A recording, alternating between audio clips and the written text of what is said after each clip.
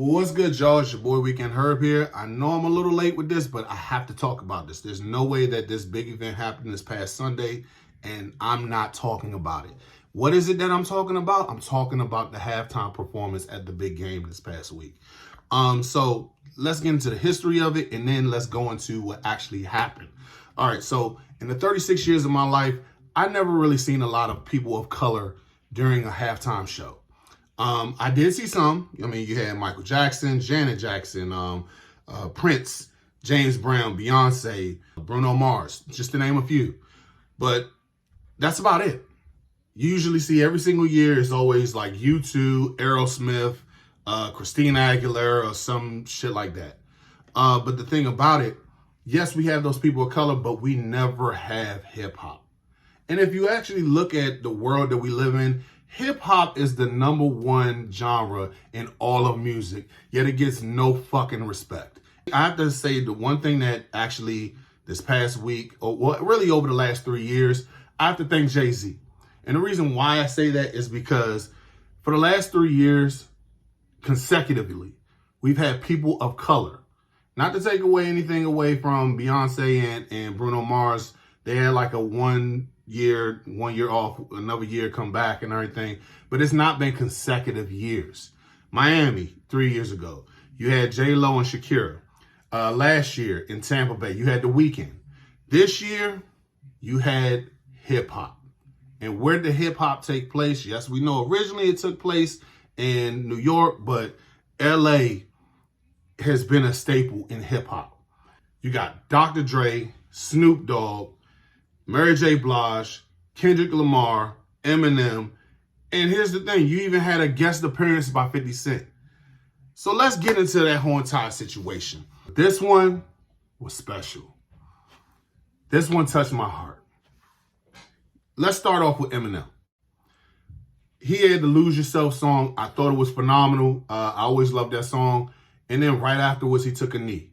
Now, the one thing I want to say as far as that, because a lot of people gave him slack for that, as much as we sit here trying to get good white people to come on, or GWPs, to come on and help us, he is an ally. He took a knee. He didn't sit there and do that shit as just to try to play a joke or whatever. The NFL actually, the rumor is that the NFL actually didn't want him to do that shit. And guess what? He said, fuck y'all, I'm doing it anyway. So the fact that he did that shit, man, you always got my respect, man. Thanks, man. Wonderful performance. K-Dot, Kendrick Lamar, my man.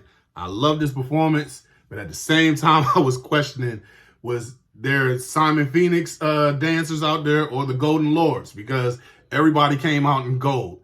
I thoroughly enjoyed it, though, all jokes aside. My man knows how to perform.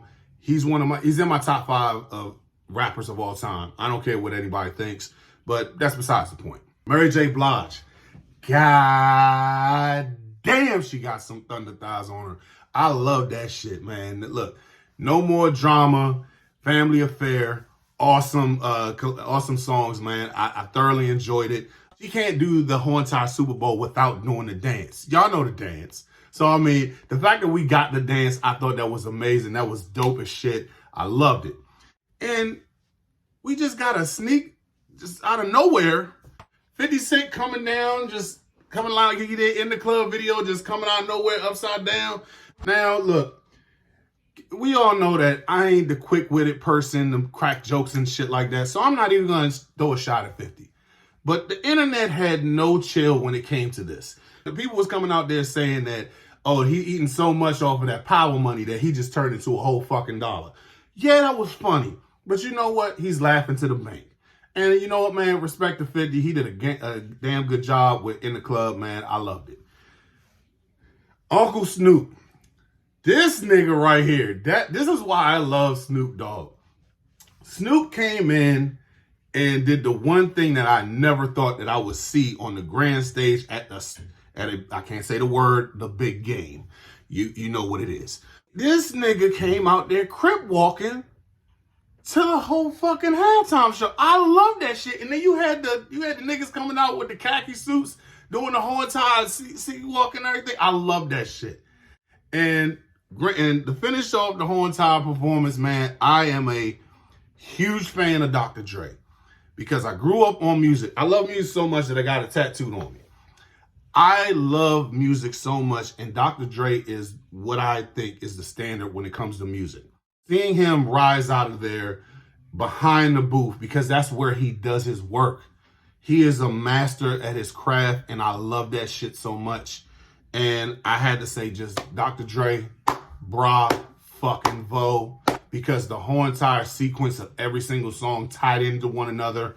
You started off the performance with Next Episode, then go into California Love, only to go from California Love to In the Club, go from In the Club all the way to Family Affair, No More Drama, all the way to We Gonna Be Alright, then go from You Forgot About Dre up to Lose Yourself.